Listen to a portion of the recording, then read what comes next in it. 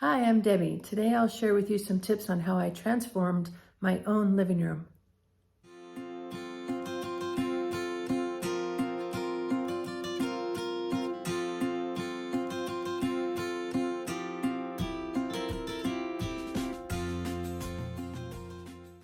Please be sure to hit subscribe and the bell so you can be notified the next time I release another video. We moved into our new home in July of 2020, right in the middle of the pandemic. It was stressful to say the least, but we're really happy with our new home. The location is San Clemente in the coast of Southern California. We have about a 10 minutes drive and we're on the sand. I've always wanted to be back at the coast as this is where I grew up. I'm inspired by ocean hues like soft blues and greens, and I tend to use lots of creams and wood tones in my work. I could see a lot of potential in the rooms and we love the layout. Mostly ground floor construction with a bonus loft upstairs off the kitchen. As we age, not having to climb stairs anymore makes us really happy. So here are some before shots of what we saw when we first toured the home when it was for sale.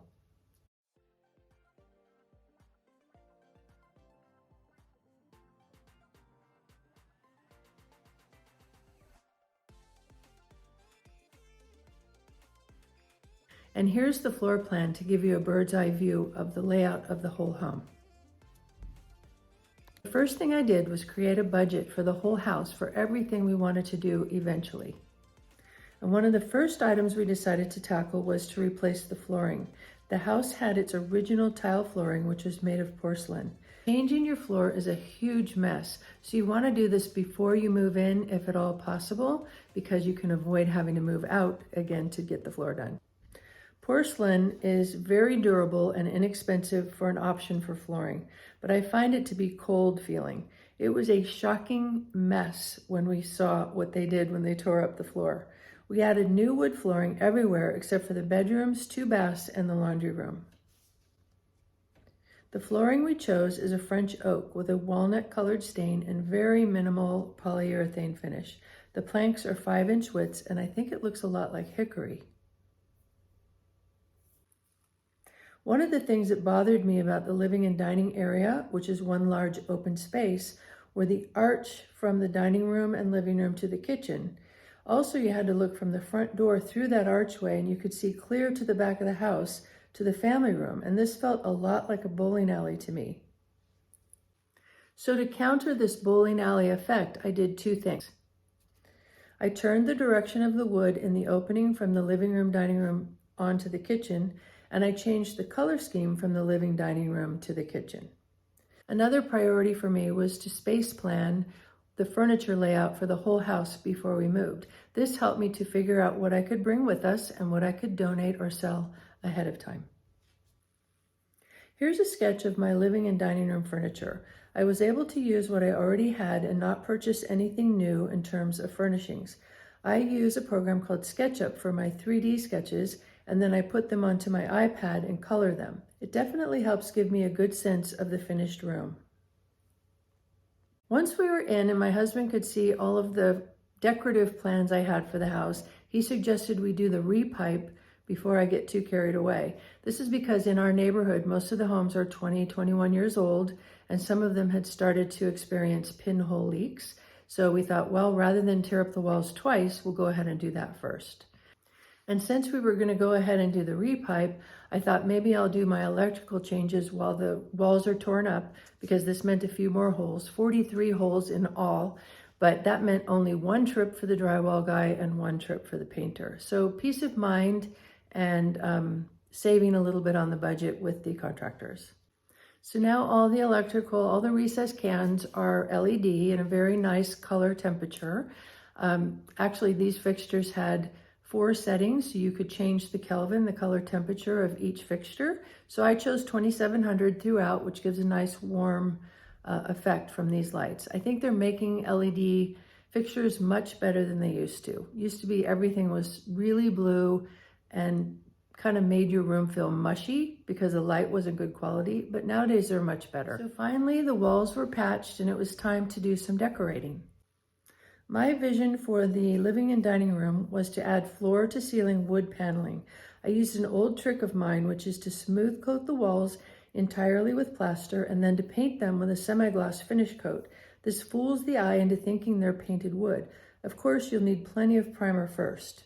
So before painting, I needed to apply the panel molding, or the carpenter needed to apply the panel molding. This is a really tricky math equation when it comes down to it, because you need to work with all of the obstacles in the room, like light switches and outlets and anything decorative. If you had a sconce, something like that, that would affect your planning of where you place these panels.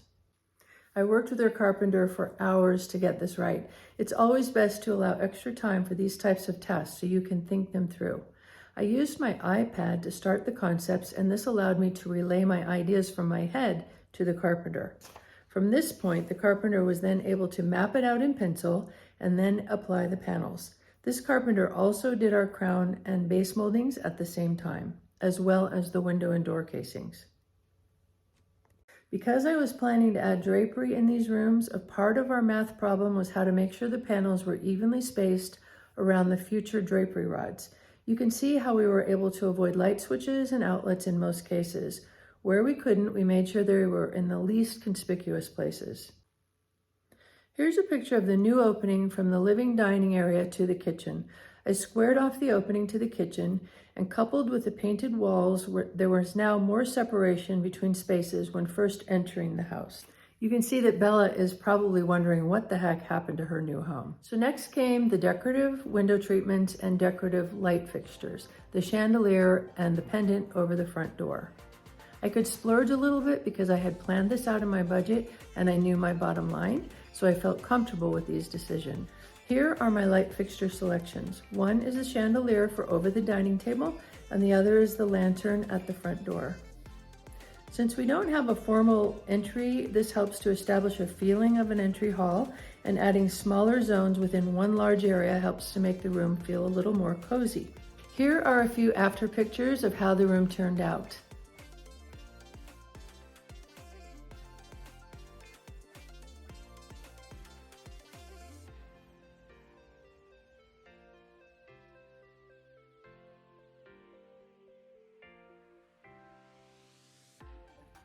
I hope you enjoyed my before and after tour of my home. Please leave me a comment and let me know what else you'd like to hear about in terms of interior design. And here's a quick review of the tips about this project. Number 1, plan ahead by using a budget. You can splurge if you know the bottom line before you purchase anything new. Number 2, make a furniture plan so you'll know what's going to fit ahead of your move date. Number 3, do as much demo as you can ahead of moving in. Number 4, consider major plumbing and electrical projects ahead of decorating. Number 5, consider tricks like plaster and paint for the wood paneled look to save on costs. Number 6, map out your changes using an iPad or pen and paper and communicate these to your contractors. Number 7, think about sightlines and obstacles on your walls. I've linked a few free guides in the description below if you're interested. If you'd like to learn more about how to arrange your furniture, watch this video next. I'll teach you some of my best tips for space planning. That's it for now. Thanks for watching, and I'll see you next week.